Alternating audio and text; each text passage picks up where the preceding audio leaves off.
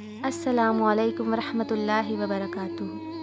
آج میں بات کروں گی قرآن کے تعارف پہ، یعنی ہم سب قرآن پڑھتے تو ہیں، تو کیا ہم سب قرآن کے تعارف سے بھی اسی طرح سے واقف ہیں یا نہیں؟ تو چلیے شروع کرتے ہیں۔ قرآن پاک کا نزول دو طرح سے ہوتا تھا، سببی، ابتدائی۔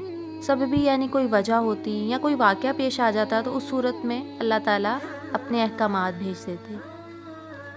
ٹھیک اسی طرح ابتدائی یعنی اللہ تعالیٰ کو اگر کسی موقع پر ہمیں کچھ سکھانا مقصود ہوتا تو وہ احکامات اللہ تعالیٰ اتار دیتے۔ کوئی مسئلہ پیش آ جاتا تو وہی آ جاتی تھی۔ قرآن میں بہت ساری جگہوں پر یہ لفظ آیا ہے یسألونک کا، لوگ آپ سے سوال کرتے۔ تو سوال کون لوگ کرتے تھے؟ یعنی صحابہ کرام رضی اللہ تعالیٰ عنہ آ کر آپ صلی اللہ علیہ وآلہ وسلم سے سوال کیا کرتے۔ تو کیا ہوتا کہ ایسے موقع پر بھی وحی آ جاتی، یا کوئی واقعہ ہو چکا ہوتا اور اس سے ہمیں سبق سکھانا ہوتا تو اس کے لیے بھی وحی بھیج دی جاتی، جیسے غزوہ احد، غزوہ احزاب وغیرہ۔ تو قرآن مجید کو سمجھنے کے لیے سبب نزول جاننا بہت ضروری ہے، یعنی ہمیں اگر پس منظر کا پتہ ہوگا تو وہ آیات، وہ باتیں سمجھنا آسان ہوں گی۔ مثال کے طور پر جو آیات منافقین کے لیے اتری، آج ویسے لوگ تو موجود نہیں ہیں لیکن کردار تو ہیں۔ ابو جہل جیسا انسان موجود نہیں ہے لیکن اس جیسے کردار تو اس دنیا میں موجود ہیں۔ قرآن ہر دور کے لیے باعث ہدایت ہے۔ قرآن کی روشنی میں اگر ہم اپنے مسائل کو دیکھیں تو ہم اس کا بہترین حل تلاش کر سکتے ہیں۔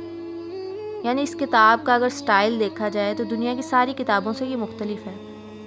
کوئی بھی کتاب جب ہم پڑھنا شروع کرتے ہیں تو کیا کرتے ہیں، ہم پہلے اس کا کور دیکھتے ہیں اور دین اس کے اندر پہلا چیپٹر، پہلا پیج، اس کو پڑھ کے اندازہ لگاتے ہیں کہ کیا یہ بک ہمیں پڑھنی چاہیے، نہیں پڑھنی چاہیے۔ اور اس میں کیا ہوتا ہے کہ اس کے رائٹر کا نام بھی مینشن ہوتا ہے۔ لیکن قرآن کے معاملے میں یہ بات بالکل مختلف ہے۔ یعنی قرآن ایسی چیز ہے کہ ہر انسان کے لیے ہدایت کا ذریعہ ہے۔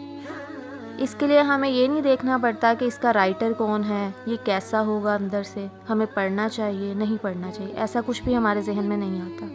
پھر اسی طرح قرآن میں مکی اور مدنی صورتیں ہیں، یعنی قرآن سارے کا سارا مکی اور مدنی صورتوں پہ مشتمل ہے۔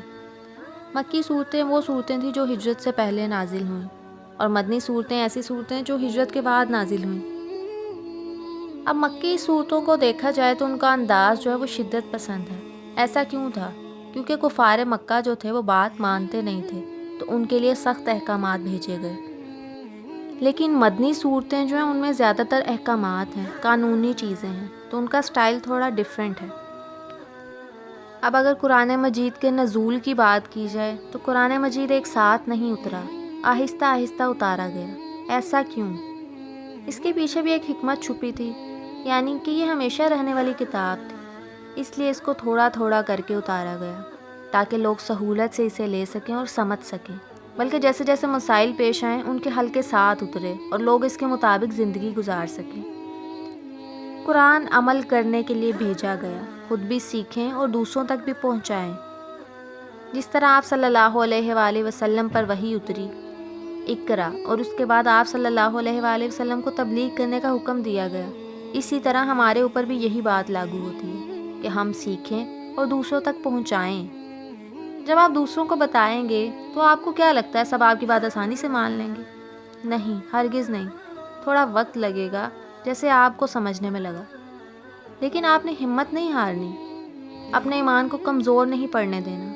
شیطان آپ کو ورگلائے گا، آپ کے دل میں وسوسہ پیدا کرے گا، آپ کو سب کچھ چھوڑ دینے کا کہے گا، لیکن آپ نے ایسا ہرگز نہیں کرنا۔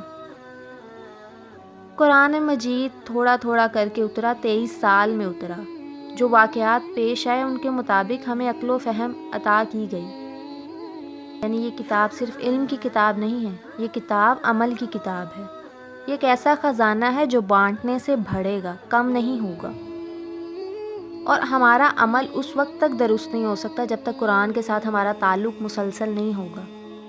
اللہ کی بندگی اور عبادت بھی اس وقت تک نہیں ہو سکتی جب تک ہم قرآن کے ساتھ اپنا تعلق مضبوط نہیں بنا لیتے۔ تو جو قرآن کی ترتیب ہے وہ تا قیامت ایسے ہی رہے گی۔ ہم خود اس کی ترتیب میں کوئی تبدیلی نہیں لا سکتے، چاہے وہ اس کے الفاظ ہوں یا اس کی آیات۔ تو ہمیں کرنا کیا ہے؟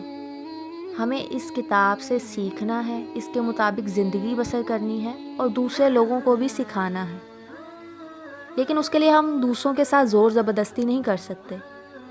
اگر ہم اپنے رسول صلی اللہ علیہ وآلہ وسلم کی مثال دیکھیں تو وہ بھی تبلیغ کیا کرتے تھے، لیکن ایسا نہیں تھا کہ وہ دوسروں کو کہتے تھے کہ اسلام قبول کر لو، ان پہ زور زبردستی نہیں کرتے تھے، بلکہ ان تک اللہ کا پیغام پہنچا دیتے تھے۔ اس کے بعد وہ ان کے اوپر تھا کہ وہ اس کو مانتے ہیں یا نہیں مانتے۔ ٹھیک ہے، ہمارا فرض بنتا ہے کہ ہم لوگوں تک پیغام پہنچائیں، لیکن زور زبردستی ہم نہیں کر سکتے۔ جزاک اللہ خیرا کثیرا۔ السلام علیکم ورحمۃ اللہ وبرکاتہ۔